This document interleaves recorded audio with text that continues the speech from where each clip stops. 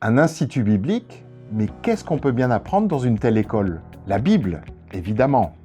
Mais enfin, il faut en dire un peu plus. Notre devise, c'est une formation à vivre pour un ministère rayonnant. Ça mérite quelques explications, non?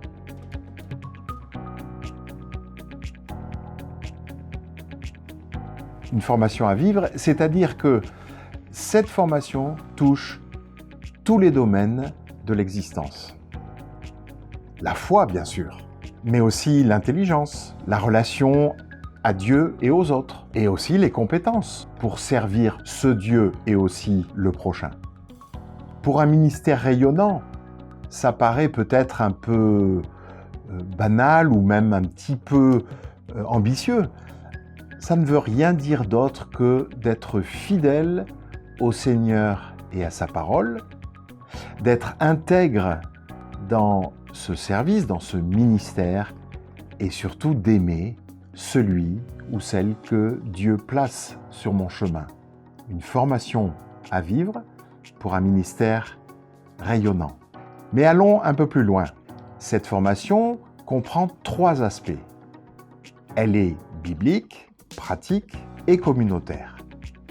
Biblique parce que, évidemment, dans un institut biblique, la première matière, c'est la Bible elle-même, la parole de Dieu, qu'on étudie sous toutes les coutures. Les livres bibliques, la doctrine, l'interprétation de la Bible, mais encore de l'éthique, de l'histoire de l'Église, etc.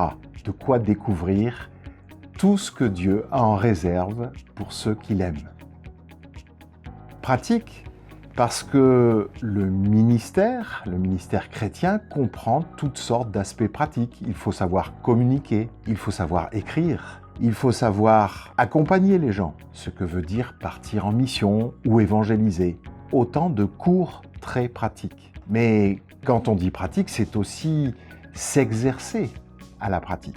Donc des stages chaque semaine, dans une église, dans une association chrétienne, mais aussi un stage artistique avec une chorale, ou bien encore des stages intensifs l'été avec un pasteur ou une colonie de vacances. Enfin, cette formation est communautaire.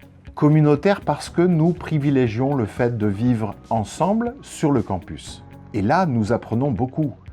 Il y a les aspects de foi, nous avons des cultes, des temps de prière, mais il y a aussi des aspects plus festifs, des occasions de s'entraider, de sortir en ville, à la fois pour se détendre, mais aussi pour faire connaître ce que Dieu nous a mis sur le cœur. Voilà ce que veut dire une formation biblique, pratique, communautaire.